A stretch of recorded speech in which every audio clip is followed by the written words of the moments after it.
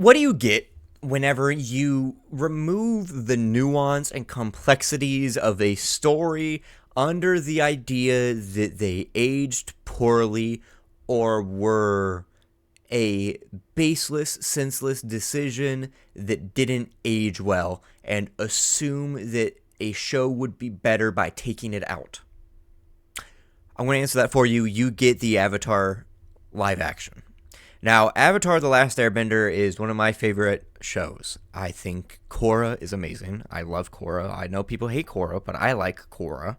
There's a lot of issues with Korra, but Korra is still great.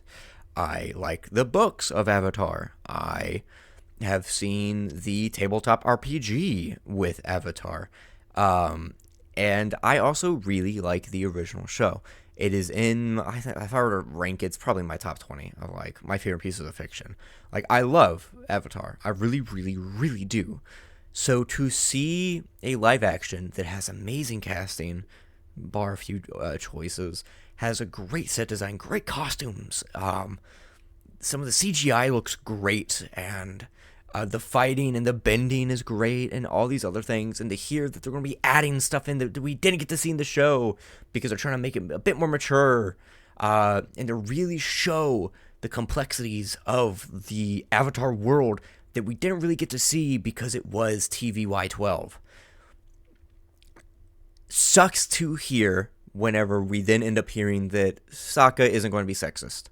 And I know that's like, oh, but wouldn't you want a character not to be sexist? Of course I don't want a fucking character to be sexist. Duh. That is like the worst thing ever. You don't want to have a character be bad, especially whenever they're trying to be the protagonist. But in Avatar's case, that's the point.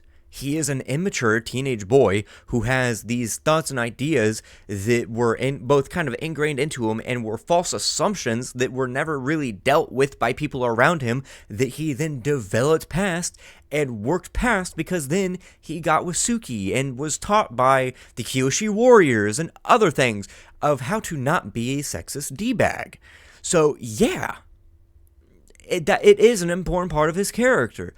Or the sexism of the South Pole, or is it the North? Fuck. Yeah, the Northern Water Tribe, like, of Paku? Fuck, the grandpa, like, mistreating Katara. That is a huge part of Katara's character, of showing up this man that is saying that she is not as capable as a man, despite outclassing him at every single way, and then proving her capabilities to this man's worldview that he had built up for decades and decades and decades. Or the bits that we see of other like pieces of nuance that are supposedly just being removed. Like the entire point of Aang going on little side adventures, or like going off the beaten path or so on, and like having like little mini episodes, like, while obviously for a Saturday morning cartoon it was a serialization, it had a full story to tell, but there were still supposed to be moments where a person could just pop on and watch and then move on to the next, or it had to fill a slot that day, or so on and so forth. So they made small adventures that characterized the characters more, instead of just going straight for the Fire Lord and so on. And removing that from Aang's character, despite the fact that he is a bender and an air nomad that is represented by the element of air, the element of freedom, mind you, is fucking wild. It is so stupid. Like, going back again to now remember what I was going to say with Katara, of how she has pieces removed from her. Apparently, like, there's going to be like motherly things, like feminine parts of her that are going to be removed.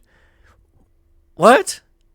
That's a huge part of her character, that she's like the mom that's kind of annoying of the group, because she learns from that. She learns not to be like that. She embraces femininity and is incredibly independent and strong without leaning into masculine tropes.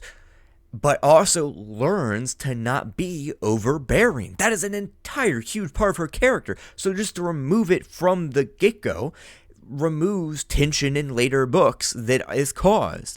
That when if Katara just suddenly starts acting tired and is overbearing while Aang is trying to kill the Fire Lord, where is this coming from? It wasn't set up from the very first book that she can be kind of overbearing. Oh, but now she's overbearing because it's such an important plot point that they have to reintroduce it. But if they just get rid of this, book 5 or book 4, where he's learning fire and everything, just doesn't work if they try and adapt it one to one. It will have to be very much a separation from what the show was. And that is not a good thing. I don't want to say a bunch of negativity about this without saying some good. But I will say, obviously, costume design, set design, and other things are really good. And the casting is really good. Oh my god. Oh my, I can't believe I'm forgetting his name. He was in Spider-Man 2. He was in Lost. Jin. He played Jin, who is playing the Fire Lord. Oh my god, what an amazing choice. He was also in Dr. Han, the I Am a Surgeon. Yeah, he was in that too, which, like, he just looks like the Fire Lord. I can imagine Mark Hamill's voice coming out of that dude. Like, 100%. The practical effects with Zuko's scars looks great. Uncle Iroh looks great. The industrialization and militarization of the Fire Nation looks awesome. I can't wait to see some of that.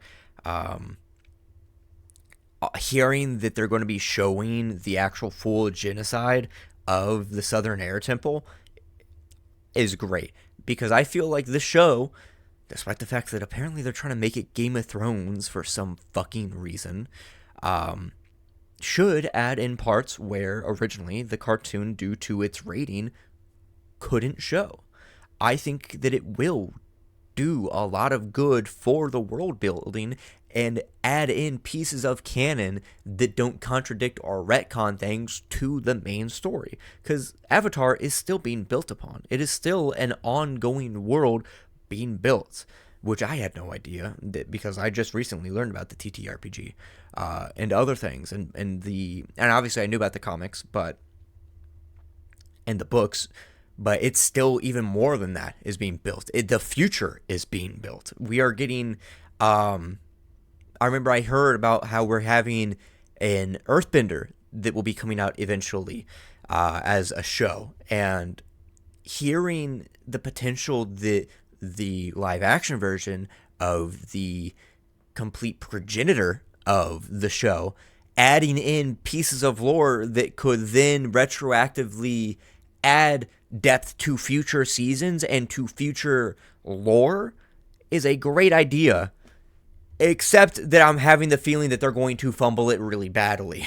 That it will end up just not making sense, and so on, and other things. And I am just really disappointed by that. This was a lot of rambling. I have notes here to kind of base a lot of my thoughts on. I didn't want to write a full script because I felt speaking from the heart would be the best choice of action, especially for something that I really care about. Because when you adapt something, you either adapt it or you base it. Like, look at so many books that are based off of movies, or movies based off of books. Like, they are set in the same world or so on, but they take the characters and do something new with them. If that was what they were wanting to do with Atla, then they could have very well done it. They could have used the world of Avatar, Aang, and so on, and made a reinterpretation of the world. But they're not doing that. They're trying to bring it into live action to try and make it Game of Thrones. What? Huh? Okay, yeah, whatever you say. Anyway, other than that, that's all I've got. I got a PayPal down below, not PayPal, Cash App down below if you want to help support. You'll get a cool little thanks and other things, but right now there are no benefits. It's purely if you want to support, because being small on YouTube sucks to not be able to make money, and I want to make this my job.